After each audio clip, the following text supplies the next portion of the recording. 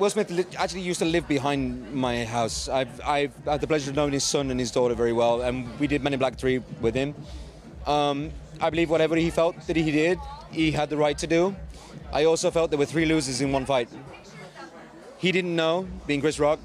He didn't want to do what he had to do, being Will Smith. And she did nothing, being Jada. And it's a very sad thing, but there was a powerful moment for me to sit and watch one of the world's best emoters ever we've seen speak from the heart. And I would rather take the beauty out of the situation than take the pain. But I had to leave my chair, I'll be honest with you. It cut me really deep. And I don't get deep about these things, but I'm a big movie fan, I'll be honest with you. And out of a horrible moment, there was a little bit of beauty in what came on, and I'm sure everyone's very apologetic about what happened. Shouldn't have happened. But ask yourself, what would you do in the same situation? I don't know how we'd all react. We're all very human, right? Yeah. Liam Payne, of course, formerly of One Direction. We're live on Good Morning Britain. Thanks for your reaction there. I mean, who should we be angry with? Chris Rock or Will Smith? I don't know. Listen, I can't speak on this. I can't speak too hard on this because I met Chris when I was younger, and it was when we sold out Madison Square Gardens, and it was a very illusional time for me because I was a teenager who just sold out Madison Square Gardens. It's very strange.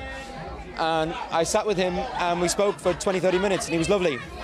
I also know Will Smith. My manager's worked with Will Smith in the past from the ground upwards, and like I say, he was my neighbour.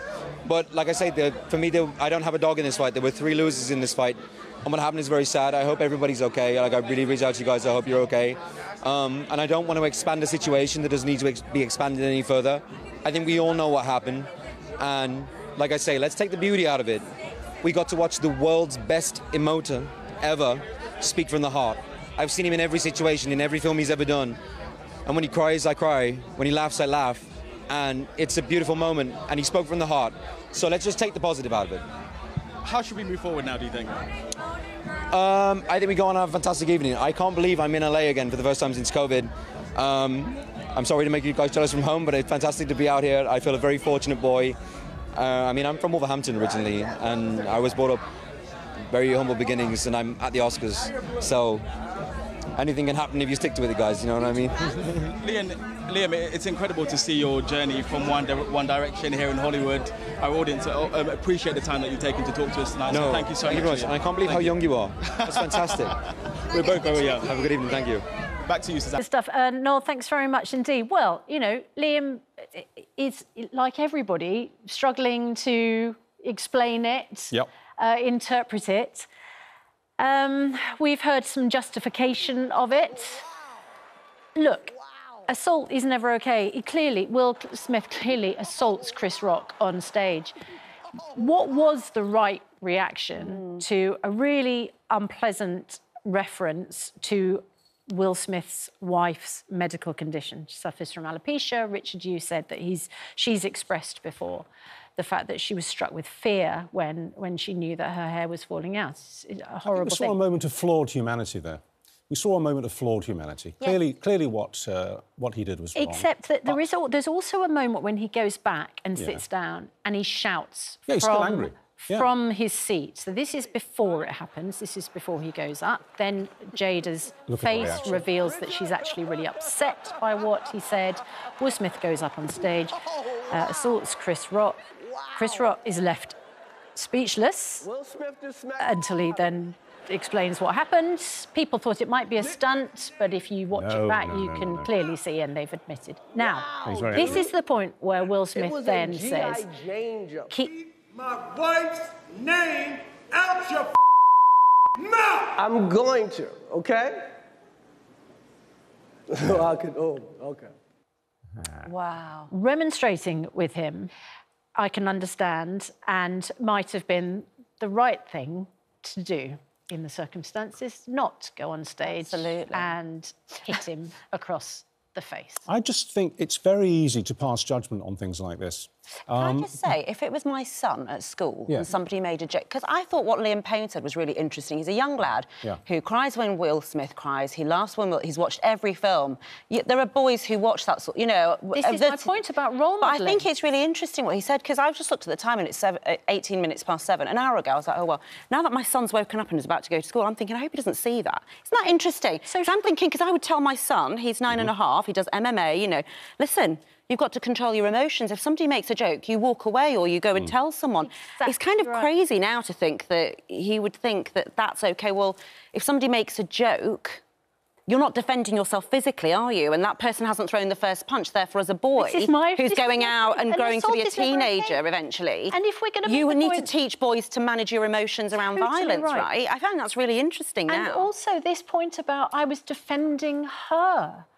You know, that I don't think that's okay. Oh, yes, of course, if she was being assaulted, I understand it. Not if a bad joke is made, then you step in with violence. I think you're right. You're absolutely right, Ranvir. There are children. I think if that happened in a school playground, Will Smith would have been suspended and expelled from school, right? And I know that sounds silly because that's the Oscars, but we're sort of justifying it because he's famous. I'm not justifying it. No, but there's a justification. No, not you, but you know, generally, even in my mind, I've changed my mind in the last hour. Because I'm now thinking about the impact on a 10-year-old boy at school. Look, fascinating, actually. We were talking to Noel a little bit earlier before we went over to Ross about the fact that the Oscars is an opportunity to make a point. It is about role modelling. It is about showing diversity. It is criticised for being too woke, for people making political points and for saying things and losing audience because it all gets too boring. Well, they have just shown something which, as you say, will have a huge impact on other people. Well, and if they condone it and say, you know, look, there was a justification for it, you are saying it's all right if somebody else gets hurt by something you've said, it's all right. Well, it's had an impact on people suffering from alopecia. Leslie, on email, has alopecia. She says, I'm an alopecia sufferer. I know the emotion and the depression that we suffer when we lose our hair, and I'm actually proud of Will Smith for defending his wife because he's seen the rawness behind closed doors of how much she's suffered. And Julie Louise says on Twitter, I'm not endorsing these comments, I'm just reading them out. It's not OK to joke about alopecia. Will Smith has gone through his wife's ordeal side by side with her like my husband has with me, crying constantly, feeling worthless, feeling ugly.